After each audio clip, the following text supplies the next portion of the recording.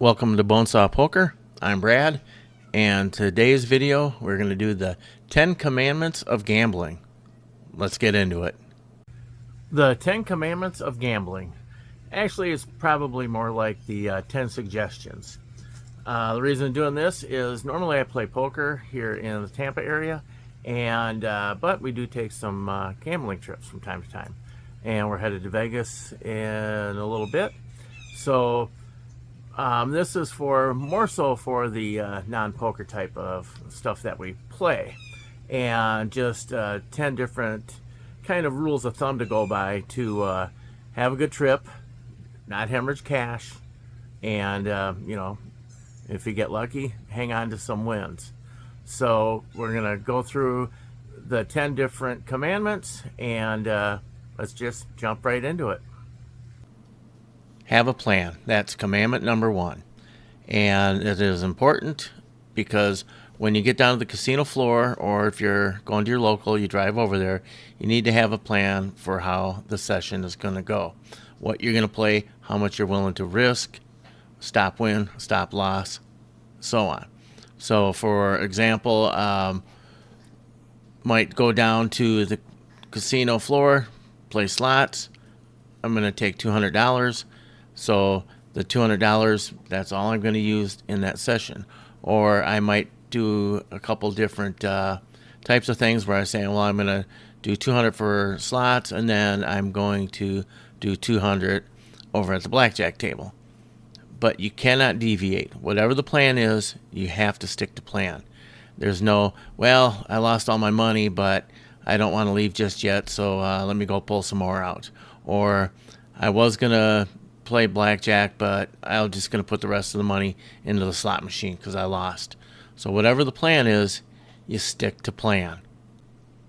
Number 2, never pull out more money. And this one is also a very important one. Whatever money you take to the casino, that's it. There's no going to the ATM, no borrowing from your friend. Once the money's out, it's out. So if you took $400 and the 400 is gone, then that is it.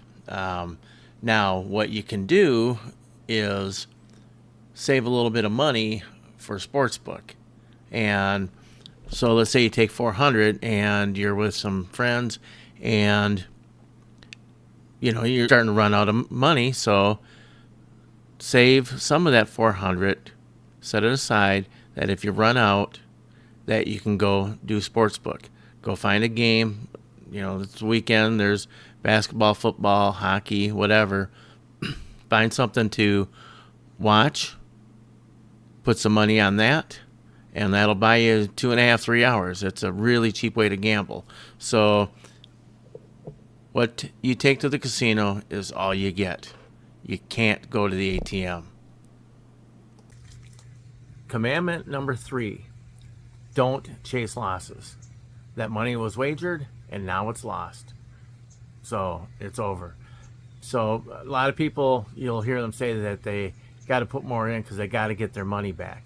There's no getting it back. You made the bet, you lost the bet, it's over. So it's time to stop. That really ties into number 2, but chasing losses is probably the casino's best psychological warfare against us, is that we feel like, well, if I leave, I'm leaving down. But if I stay and put more money in, I might get it back, and then I won't be down.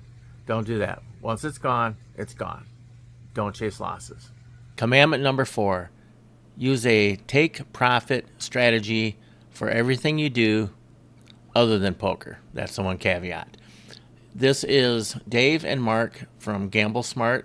They have a YouTube channel. It's excellent. I'm not affiliated with them, don't know them, but they have a lot of excellent tips for how to take profit when you're playing.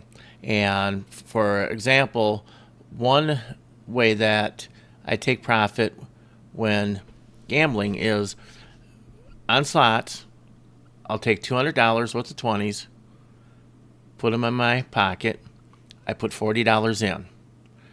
And anytime that I get my machine over 50, if it's 50, you hit a bonus, it's $180, whatever, pull the ticket out, set the ticket aside.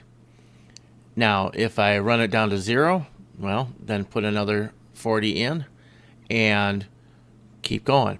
Now, the other thing too is, let's say I get it down to under $10, say I got $5 left, and I hit something and it gets me back up over 10, say it's 10, 20, 30 bucks, I save that ticket as well.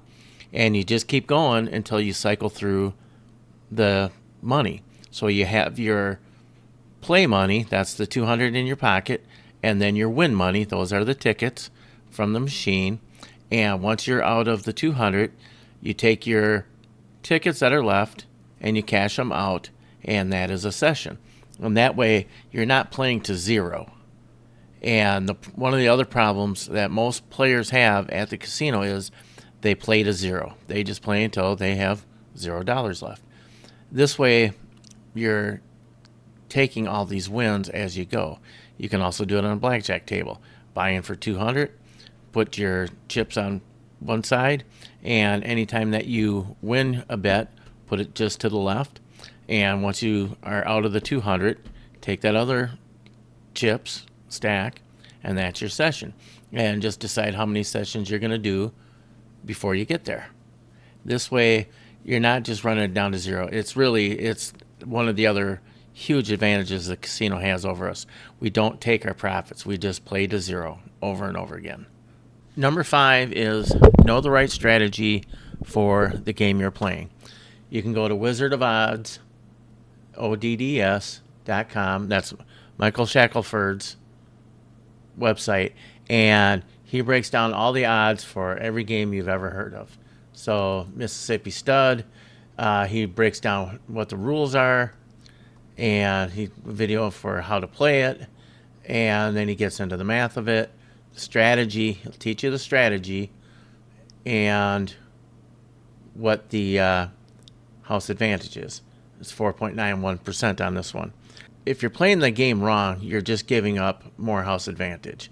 So that's not what we want to do. We want to play with the most advantage that we can get. If you're playing blackjack with basic strategy, it's roughly 0.5% edge.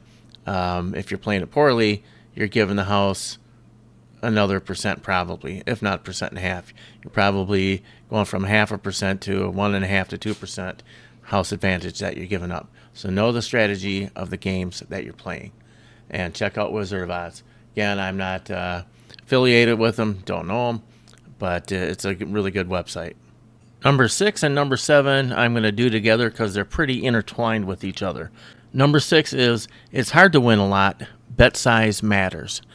If you're doing $5 bets at a blackjack table with a $100 bankroll, that bet size is not going to get you a $1,000 win.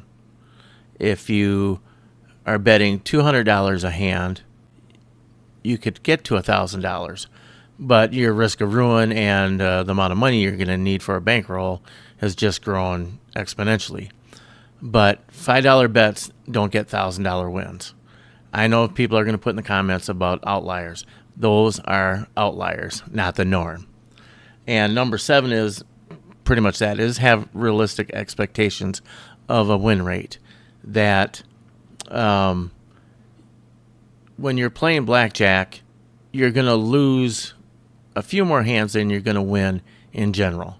There's a very low house advantage. So if you play 100 hands, is roughly you're probably going to lose 50, 53, 54 on average, and win the remainder. So thinking that you're going to go in there and just mop, it's not going to happen. You're not going to go win 30, 40 hands out of 50. That's not a realistic win rate. So if you combine the two, it's really knowing that small bets need to be small wins. If you're going in the casino with $100, and if you can turn it into 50, you did pretty good. That's a pretty good return on investment. If you can double it, even better. But to expect to have these 5x or 10x returns, they're rare, and chasing those is another way of just going broke every time. So that's number 6 and number 7. Number 8, know what the house edge or hold/rake is in the game that you're playing. So again, we go back to Michael Shackelford and Wizard of Odds. And the reason to know it is, A, it should help you start picking better games. Slot machines have a 10 to 15% house advantage. That is huge. Blackjack has roughly 0.5%. And like that Mississippi stud we saw was 4.91. You don't have to remember to the decimal point. Close counts in this. Roulette is 5.26. Single zero roulette is a little over 3. And Ultimate Texas Hold'em is like 1.4. Doing a place bet on craps is like 1.52. But if you just go on to Wizard of Odds and go check out these different house advantages, that might start getting you to start playing some games that aren't quite so crazy, especially slots. I mean, they're ridiculous. And also, too, it matters if you're playing Texas Hold'em in the poker room, what's the rake and the drop. Or like in Sportsbook, everybody thinks that there's no house advantage. Sportsbook doesn't have a house advantage, but that doesn't mean that it is a complete flip of the coin. It is a beatable game, but you'll notice here, like on this one, Washington Huskies minus 110. If you just took all minus 110 bets, you would have to win 52.4% of your games just to break even. So you need a 53% win rate to have a win rate, not 50-50 to break even and just anything slightly over. So even though it's a beatable game, and that's one of the reasons it's so popular, but there is still a hold. It's not a house advantage because there is no house advantage, but there is a hold or a take. And the bigger that number is, the more there is. So, and sometimes these money lines can get pretty out of whack. So poker is beatable, but it has a rake. Sportsbook is beatable, but it has the juice. That's what you pay. And horse racing has a hold. They take a percentage out of the purse.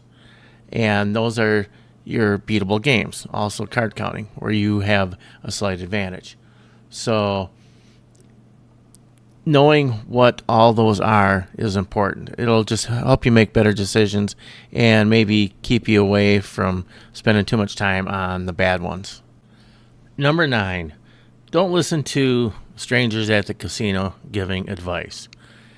You got the Mr. and Mrs. Know-It-All. They'll tell you what you're supposed to be doing, how you're supposed to be playing, and you're at the craps table, you're not doing it right. They got all the right answers. You're playing a slot machine, you're playing the wrong one, you're not slapping it hard enough, you're not touching the panels enough. They're full of nonsense and superstition. Do your own research on the games that you're going to play. Go to Gamble Smart and Wizard of Odds and learn more about the actual truth in gambling. Make yourself a smart, educated gambler. And these people, they don't know what they're talking about.